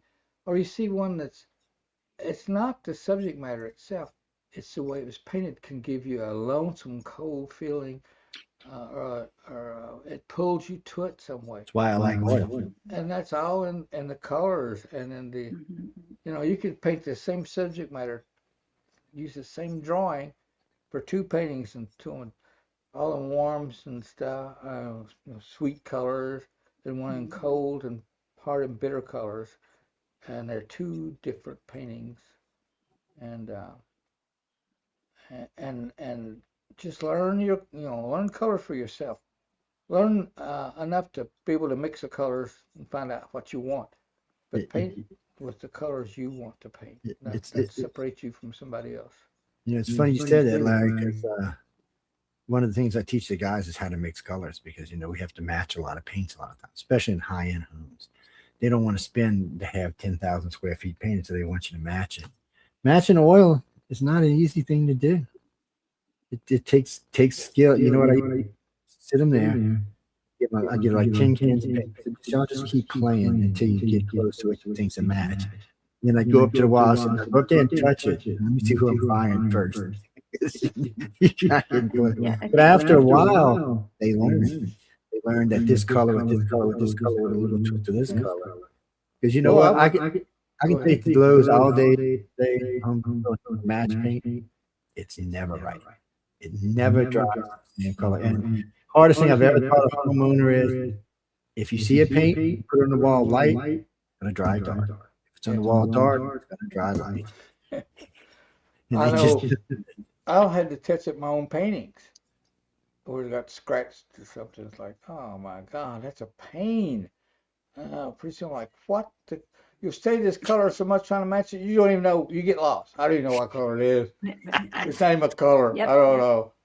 I'm making my own colors at this point. Pardon my French, but I have a lot of tones of color. I call them shit colors. They're just no-name colors. They're just shit colors, and there's a lot in a painting of colors. What color is that? I have no clue. It's a darkish, grayish, brownish, cool. I don't know. So, well, you paint it, you should know. I don't know. I mixed up a color to look right, and that's what I did. I don't know. Yeah, I mean, unless you chart everything you do, which is such a pain, there's no way you're going to do that. Now, Christina, part of what we did too when we were did the podcast, I sent you one of the essays on art that Elmore Hubbard wrote that was part of the workshop. What about that? Because you gave a section of it that nobody had ever said before, was like what impressed them the most. So this, because that's also the essay that's in the free online writing workshop that we've had about 10,000 people do. But you mentioned something in there that really like, wow, that was interesting. Yeah, I have it right here. It's so funny because when I read that, the one thing that stuck out to me was when he said the nice trick is to be a technician and retain one's fire. Because when you start worrying so much about the technical aspect of everything, you lose the spontaneity, you lose the creativeness, you lose you, right? So if you can learn that, and then kind of like Larry, you're saying, you know, I mix this color, I don't know, because you're in the spur of the moment when you're doing it, you're making sure that that color is surviving properly in the world that you're creating around it, right? So you're retaining that fire. You're just using what you've learned naturally. That's the trick. That's tough. So I when I read that, I was like, oh, that's good. That's a good quote. That's great. Yeah, that's in what Art More About? Is that, I think that's one Art More About by Elmore Hubbard. Yeah. Mm-hmm. Yeah, it's painting is, and drawing and painting is an adventure. The scariest thing is a blank canvas or a blank piece of paper. It's welcoming, but it's scary. It's like you're entering a dark hole of some kind. You don't know. Yeah. There was it's fun. It's a challenge. Yeah. I was at a workshop, the illustration masterclass, and Boris Vallejo had his canvas set up. It was a blank canvas, and we're all behind him. There's like 40 people behind him, and he's getting ready to put his brush down, and he just stops and he turns around and he goes, "This is always the most frightening part, because this is where I think this is where I fail, and this is where it's all going to stop." And I'm like, "But you're Boris Vallejo." I'm like, how can you think that? So I don't think that ever stops. Yeah, we struggle the same way. I know with me, it's like I've got my drawing transferred. I've transferred all down to I paint on just old masonite because it's tough, unless you break it, and it's bad. But it's hard to break. But yeah, I start on that first paint. You start painting. The first paint you apply is like the first step in a long bunch of steps. And one thing I like painting nature, landscapes, make them up. I like to put figures in landscapes, figures, things, whatever in landscapes. And well, I do the sky first. The sky is going to set the mood for the whole color scheme. If it's a bright sunny day, if it's late in the evening, the time of day, weather, And usually I've already know that from what's in my head, the scene I see, the mental picture. It's cold, it's wintertime, it's sort of gray, but there's certain things going to stand out. Okay, what are those colors? And I start mixing and stick a little up there like, ooh, it wasn't just about, I gotta add it. It's make it a little darker or a little lighter. And I don't know. Um, I never claimed to have a gift to color. My gift, if I had an art gift, was drawing. I can draw about anything, just sit down and draw it. Painting was not easy. Uh, but so I started really paying attention to nature, nature. This day, time of day, the sun, the clouds, because you've gone outside and the way everything is, it just puts you in a whole mood. There are certain times that there's just a glow in the air, in the evening, and just all kinds of things. And to capture those things, it's like, how do you capture it? You experiment with the color, and I've tried to photograph these skies and days, and you're lucky if you get it halfway decent. Oh, It just don't translate to film very well. oh, absolutely. Yeah. Yeah. I mean, being an artist is humbling because especially when we're using nature and you're seeing light and you're seeing the constant changes and you know we teach plein air painting at Ringling, and it's one of those things that trying to get the students to understand what you see right now at 10 o'clock in the morning is going to be completely different in an hour, completely different in 2 hours, and by 3 o'clock, forget it. It's a different world, so but part of it is just being immersed in it and just observing it and seeing what happens. um, it's like I said, it's humbling. Like what I said before, is learning how to see. I know the first time somebody told me that, it's like, well, I can see. What the hell are they talking about? But then I realized, yeah, I see things, but I'm not really seeing it. I'm not seeing the color or anything. Uh, the real color. It's not what first hits your mind. It's seeing the real color. For some reason, I'm blown up, full blown. Okay, I I know did you're that. like you're I like did in the that. mountains for a minute. that scared me. I'm like, oh, I'm off air. Probably, I'm talking to myself. No, I believe you. I wanted to see some of the stuff behind it. Oh, well, yeah. This is my studio, and you're just seeing parts of it. Uh, can you see? Yeah. Yeah. Are those books or those LPs? Those are books, all books. And my wife's even got me there's two refrigerators. There's one around the corner.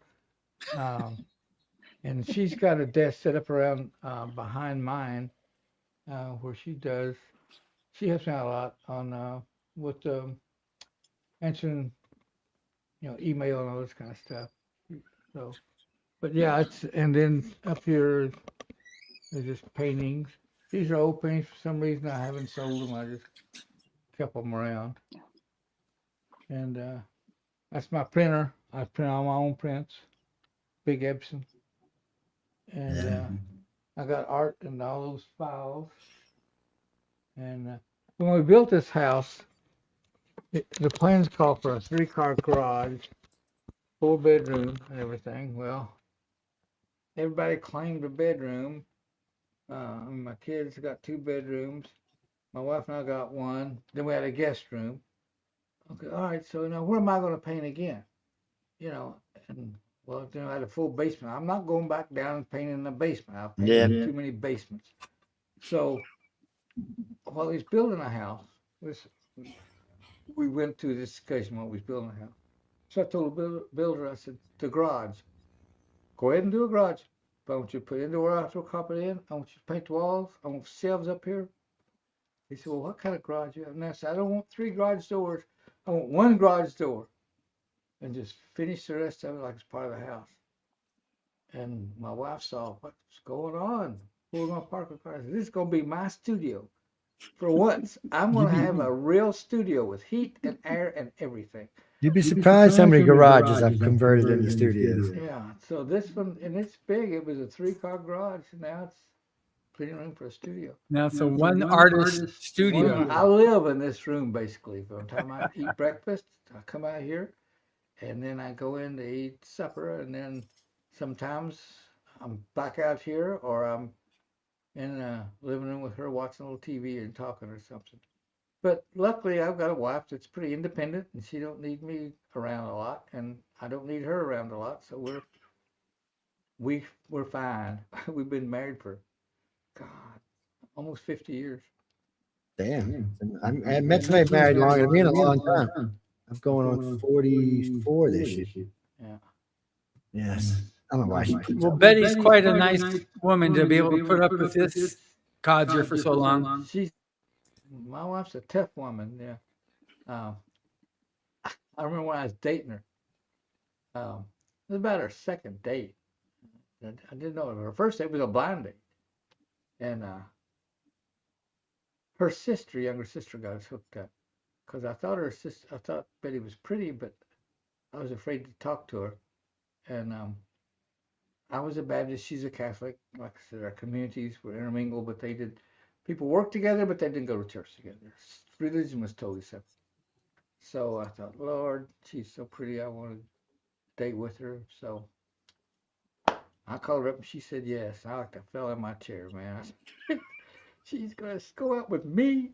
I got to be really cool, man. And the first date, we went to a little Dairy Castle. We got us Coke and stuff. We're sitting in the car talking. And she said, I want to tell you right now, I like to fight. I'm like, fight? And she said, yeah. I said, you mean yell? And no. She said, I like to fist fight. And I said, you like to fist fight? She said, yeah, I've got 4 or 5 brothers. She's from a big family. And she said, and I'm not afraid to fight. I'm like, well, why is she telling me this, Well, it took about 2 years later, she told me, I was just giving you a warning. You try anything, I would fight you. And I'm good at it. And okay, I like a strong woman, so that's okay. But that was a warning to me. So, well, and it worked because I didn't try anything, I was being a really good date. But yeah, we've been together for over 50 years, I guess. I don't know. It's been a long time. Ooh, dang, we had past 5. I didn't realize it was this late. Real quick. No, real quickly, because Christina, she's the art department there at Ringling. So just real quickly then, if somebody wants to go to art school and check out Ringling, where do they go? What do they do? So if you're interested in the art departments at Ringling, and Ringling is all art departments, we've got about 13 majors, everything from virtual reality to entertainment design. Computer animation is our biggest and most illustration department's the biggest major, but computer animation is world renowned. So a lot of our students go on immediately after graduation to work for Pixar and Disney. But if you're interested, you just go to ringling.edu. And you can explore the majors there. You can contact the admissions if you want to visit the campus. I highly recommend visiting campus. We're in Sarasota, Florida. It is gorgeous. It is a beautiful, beautiful campus. Yeah. I had a tour of it. Yeah. And of course, if you have any questions, you could feel free to email me, and I can direct you to the proper person if I can't answer it for you. So, because you're on the searching on the website to ringling.edu, they can find you in there. Yeah. Yes. Be sure to give them your website as well, though, so they can find your art. Oh, yes, absolutely. And I'm just saying, if I get one of those lightsabers, I could do like a Chihuahua and like an Obi-Wan. I just want to say that. Well, I know Carol Francis won it today. She's from Toronto, of all places. I don't even know if they'll let us ship stuff to Toronto anymore. The orange guy ain't real happy with Canada, so I don't know how that's going to work.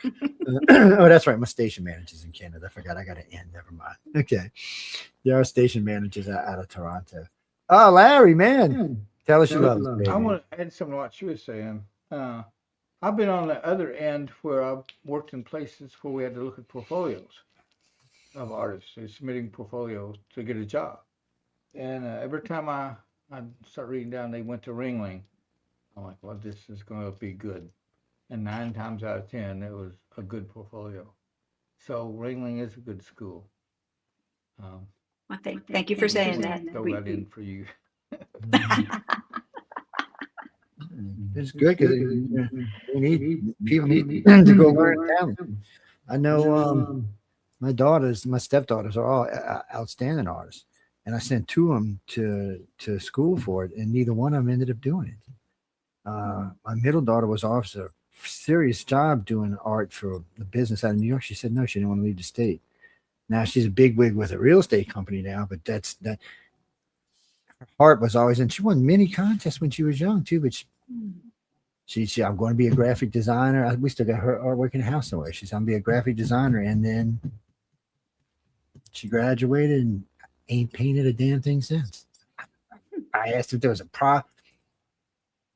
brother's the same way. He's talented. He won all kind of stuff. And then he got out of school and said, nope, I'm going to come work for you as a contractor.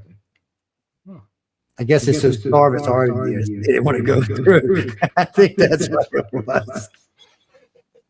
They say, we're going to say, because in the industries they all work in now, we have friends in it. So it was easy for them to get on board. Easy for them to move ahead because they're good at what they do. But I want them to go to art.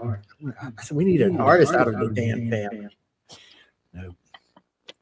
But look, I tell people all the time when I'm doing lectures, if you can find something to do for a living that you really like to do, jump on and hang on till you can make some money.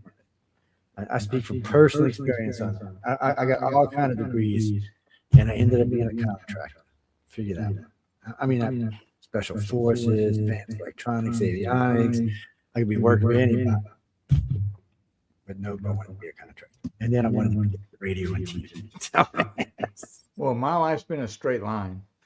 It's just art. Yeah. Got out of high school, college, art. Got out, got a job, art.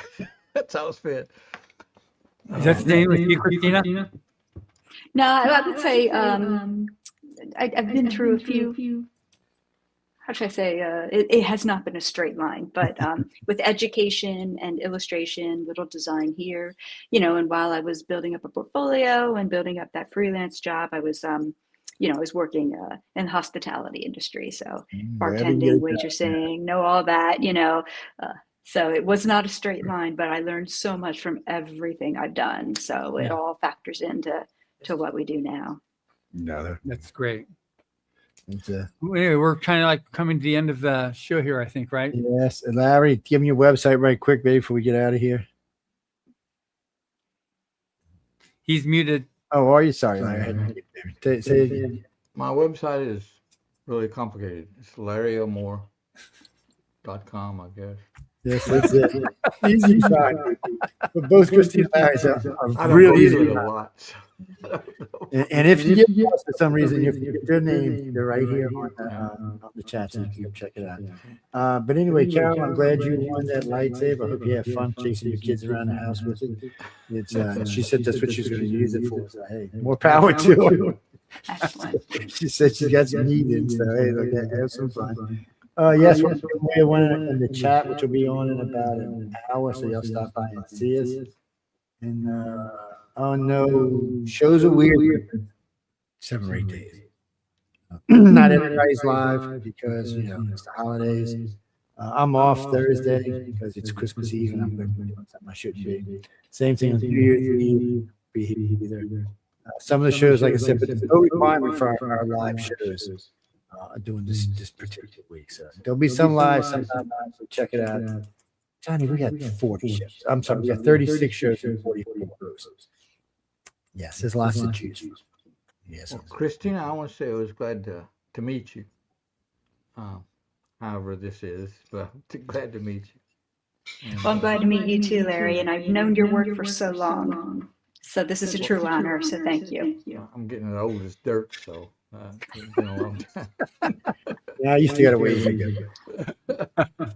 I got some friends as old as dirt. Trust me, you got a long ways to go. Well, my parents died at 93 and 94. I'm 77, so I know that's why I'm taking my claim to getting you back to LA, Larry. I don't know. I might come sometimes. I don't Yeah, know. what we ought to do, you ought to arrange it. Doesn't Orson come out by train? He's going to fly this out. Last time he came out by train. I was going to say, you should have train stop by and just Who pick did? him up. Boris? Orson Scott Card. He came last year. He took the train. I took a train. Yeah, he took a train. Lord, I last don't know where I'd catch a train. I'd probably have to go to Louisville or someplace to catch a train. If I come, I'll fly. Okay. Yes, we all like to fly. Good. So I'll send you your ticket when we hang up here. Leave me in there. Give me some prep time, some think time, man. Don't make me sick April. I'll get April. But I did have fun when I was out there with the students, the winners, and that's nice. Y'all do a good thing. Yeah, they do a fabulous job. You do a fabulous job out there. And you got nice and embarrassed red when April Solomon met you. And yeah, and I think you helped Zach get a job with Tom that night. We were all sitting there drinking beers on the balcony. That poor boy was out there and talking to those young, or not necessarily young, but artists trying to break in, trying to get. Yeah. And there's a lot of good ones. I mean, really good. Definitely good artists. Why you're not being published already? You know. Yeah. Well, sometimes it's learning how to get published. Yeah. It's not always about how much talent you got. It's about how getting that talent out to the public. Yeah. It's not always that easy. Well, sometimes a nice word from mentors like yourself makes a big difference for somebody getting that leg up to get ahead of the curve. Yeah, Absolutely means a lot to hear them. Yeah. I know since April met you, she's probably double the amount of artwork she puts out. And she's getting high dollar too, man. Damn. I was over there pricing with the dragons. That's going to take a mortgage out of my house. But anyway, guys and girls, we got to go. I want to thank everyone for tuning in to United Public Radio and the Authors Quill. Of course, like I say every week, if you got any moans, groans, bitches, or complaints, feel free to write to Michelle DeRoche. She'd love to hear from y'all. She's up there in Canada, and she'll fly you up there and she'll give you a tour and send you back home. Anyway, that's who you write to. If you want to show on the network, that's also who you write to. Going through me is really a waste of time because I'm going to send you to her anyway. That's just one thing. She takes care of everything in the station except for a handful of things that she does that I do. But other than that, she is the big boss. If that's who you want to talk to, it's Michelle DeRoche. Write to her, courtesy Michelle DeRoche at michellederoche.com. Yeah. She's on 2 nights a week if you can't catch her on her site. Yeah, she hosts Wednesdays and Thursday nights. So, I'm sorry. She's on 4 nights a week right now. You can catch her 4 nights a week. But y'all can come by and check it. Carol, I will get your lightsaber. Actually, I will send him over the information in a little while. You'll probably have it before Christmas. So you'll be able to go chop the children up. Yes. Remember, it's the dark saber. It's not one of the nice ones. It might take you over or something. Anyway, we got to go. No, John Show was just on 2 hours ago. Yeah, comes on at 2 now. We changed some stuff around, so he comes on at 2. This show comes on at 3. He used to come on earlier, and this show used to come on later because there was a show in between, but we moved it out. Well, you can hear it. It's already posted. The archive's already up. You can go listen to the archive. Yeah. Yeah, you're Christina. She's the guest on this one. He had 3.678 million people listening on his show tonight. 3,678,801 is actually what it was. Yes. Well, I can't get him to get live because it won't let me have him live. No, she says no. She said, you're already getting 1 day a week live. That's all you can get. She's stingy. I'm just telling you, she gives me trouble all the time when I'm out there. She says, where's my husband? I said, I don't know. She goes, well, where's your boyfriend? I said, well, who are you talking about? She knows I'm talking about. I love Emily to death. She's a lot of fun to mess with. Really and truly, besides the fact that you get to meet someone like Larry Elmore if you win, or any of the other famous people, artists, and illustrators that are out there, you get to meet a great group of people, other winners. But on top of that, you get to meet the whole staff at Author Services. And frankly, they are some hard-working SOBs. I got to say, they go above and beyond on every aspect of it. Don't ask me why they do it. They just do it. It's I've never even seen anybody really lose their temper before. I'm sure they might go home, get in the door and scream and holler at the door or something, but they don't do it in public, and that's what counts. No, they're really good people. But you got to win. writersfuture.com. You got to win. And as long as you win, you can come meet anybody, any of the famous people.